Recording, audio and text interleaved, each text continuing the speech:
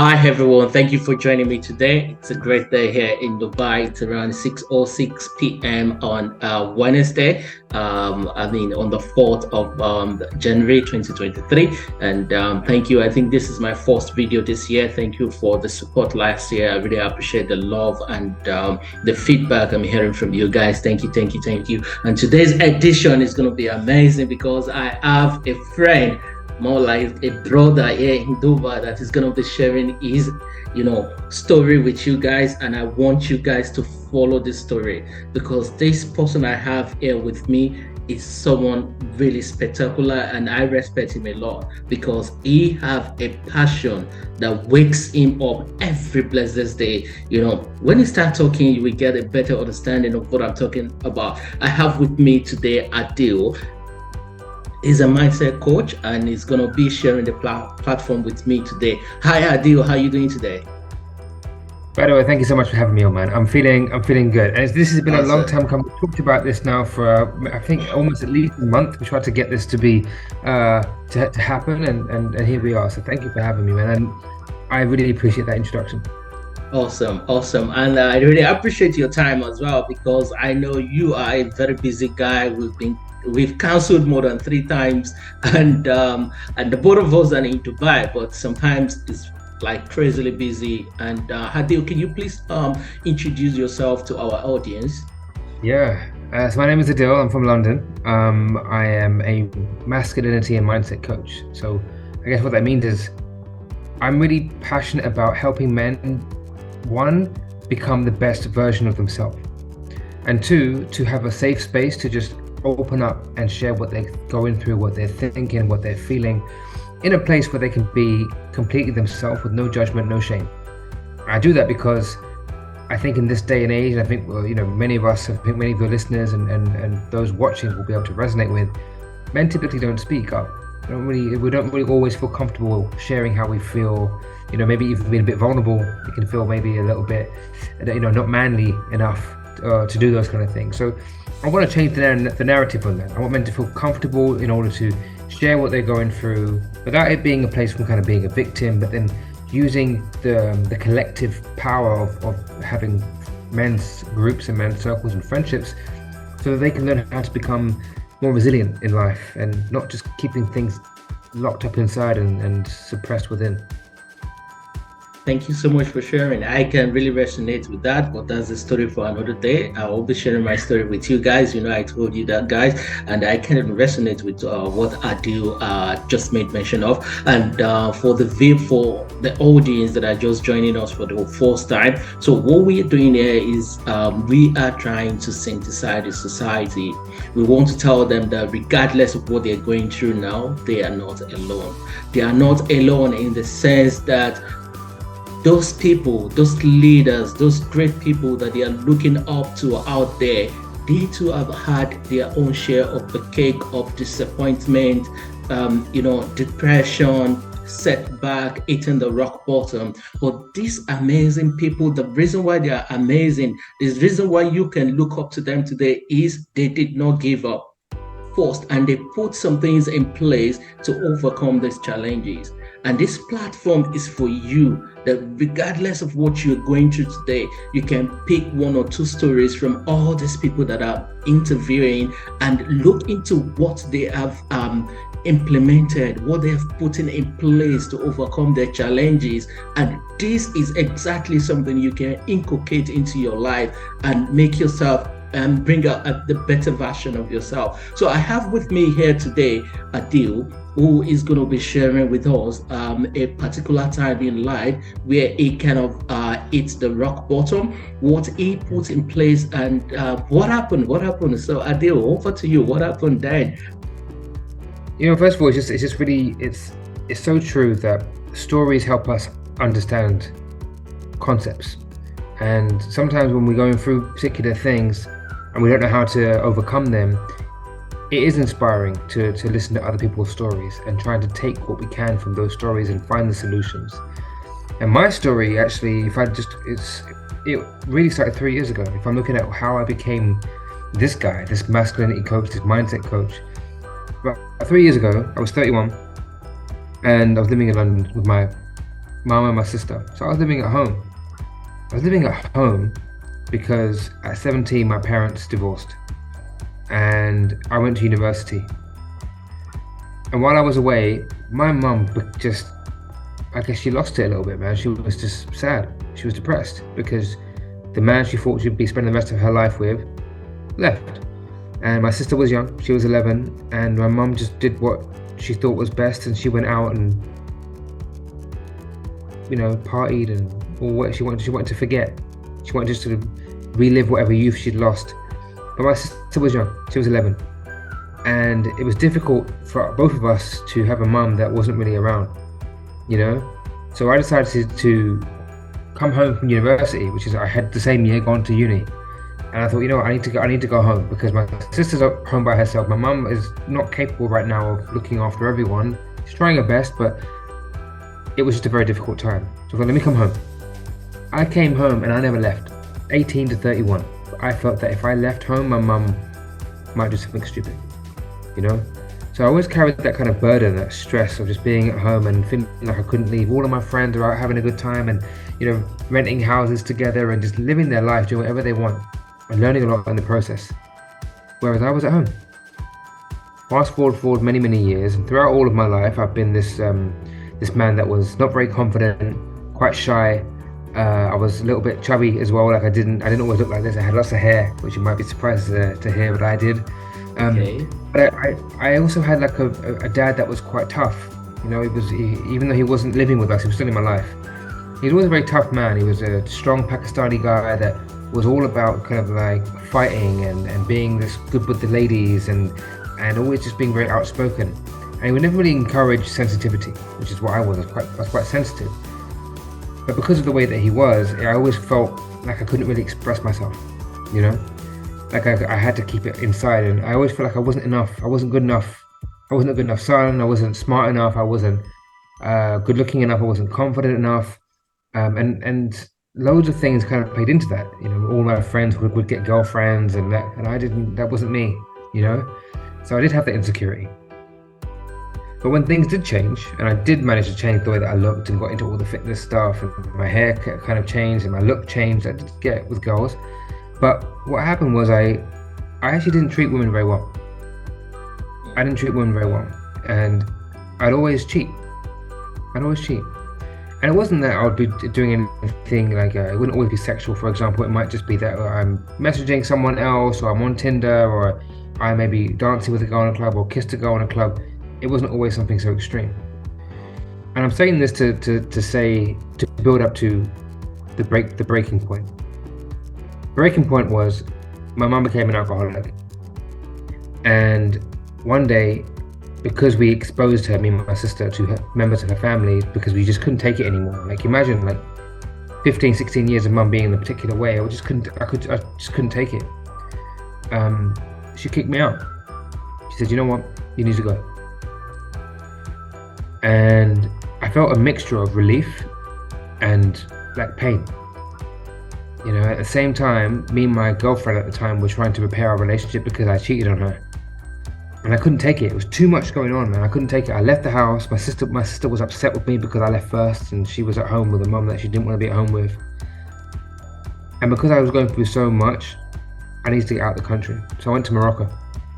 I went to Morocco on a retreat, like a 1-week retreat to yoga and surfing and whatever. But I wanted to be around older people. People that I wouldn't find attractive, just because I just needed to be with people that were more grounded than I was. And I wasn't really into this stuff. I wasn't someone into yoga or anything. I wasn't, but I knew what I needed. Just to get away from the UK, go somewhere peaceful and calm, and just get away from everyone, get away from all the noise. While I was there, I met a lady called Kate, who was a Reiki healer. Now, some people might not know what Reiki is, and I didn't know what Reiki was either. Right? But it's just someone that is able to understand and manipulate kind of energy in the body, okay, which might sound a little bit like, and I felt that way too, okay? But just hear me out. In this session, which was only supposed to be about an hour, ended up being 3 hours long. And what happened in that session was I ended up speaking to her about my mum. And I didn't even tell her that I had an issue with my mum. It kind of just came up. And one of the main things that came out was I had so much resentment and hate towards my mum.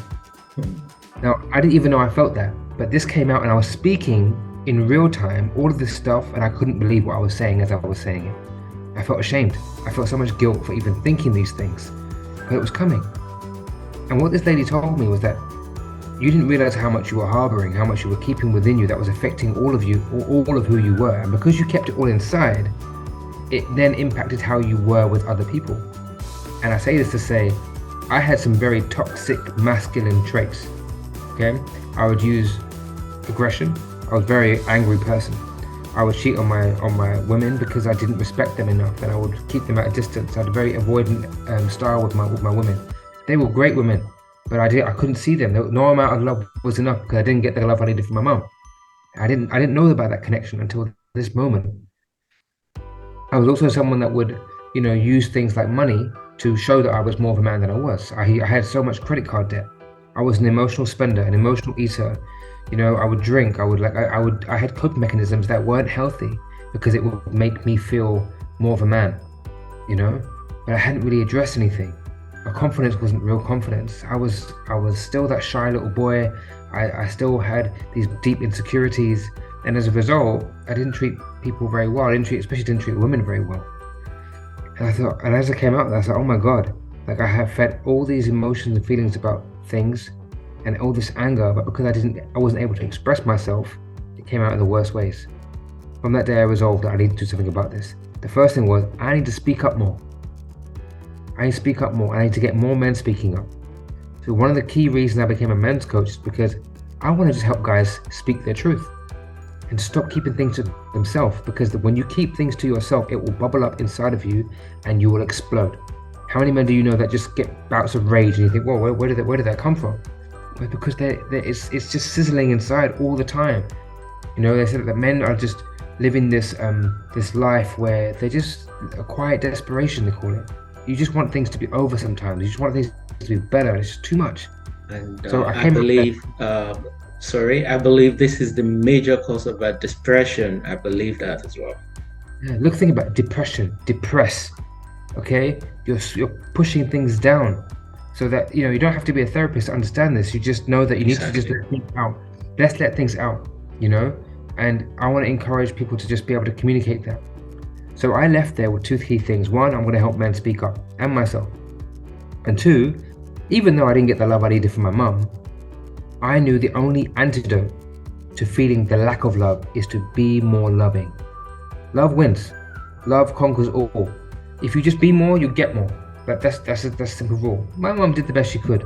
Like, she was going through a lot. How can I hold so much towards it or towards her? So I flipped it. I thought, you know what? She did the best she could. All I can do is accept her and look for the way she did show love. Like mum's cooking. Mum cooked. That was a good thing. So yeah. I found a way to just love her the way that she is and accept her the way that she was. So when I came home, I realized that I want to be a men's coach. I want to help men, and I joined a men's group.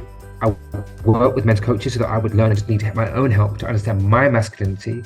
And I developed a circle of men that we would talk on a weekly basis, and we would help each other grow and talk things out and say, I'm angry because, and we'd help each other. Not necessarily fix, but just having those moments where, say for example, you're speaking to me and I say, you know what, I've been through that. You already feel right now, like you said, the whole premise of what you're doing right now is that you don't feel alone. Exactly. And I'm making waves, man. I really am. Like, and I love what I do every day, because men come to me and they say, I just want someone to talk to. And I just feel better that I can just talk to you about it. No matter what happens next, I just know that at least I got it off my chest and someone understands me, or someone isn't going to judge me. Thank you so much for this story. It's a really amazing one. I'll just make mention of two things very quick. The first thing is the fact that you have someone to open up to, regardless is that a coach, a main coach, or your accountability partner, or your wife, or your mom, or your dad, regardless who these people are. But the best people that you can speak more freely to are people that you're not close to. not your mom, not your dad. Yes, you can still talk to these people, but there are some certain things that you will not be able to tell them, right? But what I've come to a realization is when you open up to people, just telling them about what you're going through, you have this relief within you.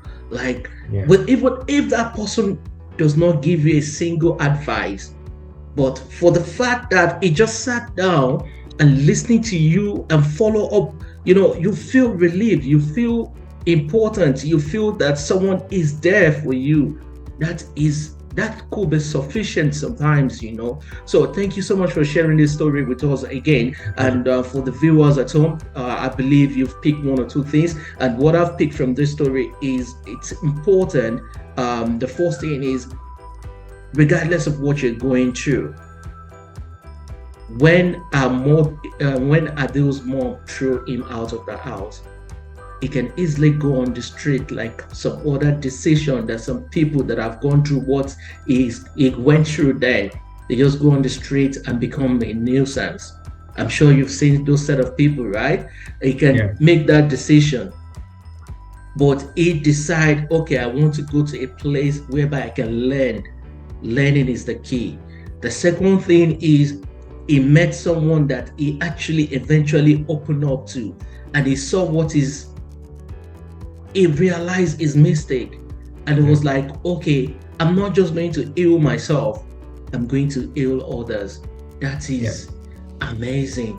Thank you for the great work you're doing, and I'm sure so many. I've been with him like 2 times, and we've sat down with some other men in Dubai, just discussing about life challenges and solution, not just the challenges, but the solutions and how we can become a better version of ourselves. So he's a great guy, trust me. And as you guys all know, we have a tradition because we're about to round up now. And our tradition is, Adil, I believe if just one person would watch this session and take one thing away from this session, that will be sufficient for me. Just one person. And he or she will be blessed. So I will allow you to do justice to that. So if one person is going to take one thing away from you tonight, what do you want that thing to be? Everything we go through is a lesson. Look for the lesson in everything that comes up, because adversity is never going to go away. There'll always be a challenge. But look at these challenges and thank them. Thank you, because that challenge is giving us something. It's teaching us something. We have to go through the adversity to get to somewhere, to get to the next step. And if you connect the dots looking backwards, you can always see, because of that time, you grew broader shoulders. You developed some extra knowledge. You got to a new place in your life. It's always because of that. I look at everything that I've been through, and I'm here today because of my adversity, right? Don't let the bad times or the hard times get you down, because it's teaching you, so it's preparing you for something greater. Let that be your kind of motivation and your energy. Wow, amazing. That is really great. Thank you so much for that. I love it. I love it. I love it. I love it. Don't let adversity be what again? Don't let it determine don't let it bring you down to the point of despair. Don't let it bring it down. Don't let it be your step back. Let adversity be your stepping stone. That is, we all at a particular time, including Bill Gates, including, just name it, Steve Jobs, Bezos. Every one of them, they failed woefully. There are some times in life they believe they are not going to make it. But the only thing that differentiates these people from the others is that they did not give up, which is exactly what Adil is pointing to us tonight. Thank you for this session. It's great to have you here, and I believe one of these days we're going to have a live session together here in Dubai. We are definitely going to do that. And for the viewers at home, thank you for your time. I believe you've picked one or two things from Adil tonight, and that's about it. And to have a great night. Please endeavor to like this video, share it with your loved ones, and your comment is very important to me because it's great that we can interact and talk more about this. And Adil, should anyone watch this video and they want to reach out to you, how can they find you? The best place to find me is on Instagram. It's Adil Coaches Men. Very simple. It says I coach men, but I do coach everyone. But Adil Coaches Men is where you can find me. And I'd love to share, like, put your comments in the on the video. What are your adversity stories and what did you learn? Awesome. Did you get that? Put it there. What did you learn from this video? And we take it from there. Awesome. So I would definitely tag Adil in the post of all this video, so you can just click on the link, follow him, talk to him directly. It might take time for him to reply you. He's a very busy guy, trust me. I find a way to get him here. So just be patient. He will definitely get back to you. Thank you for joining me tonight, and see you some other time. Bye for now, Adil, and bye everyone. Thank you.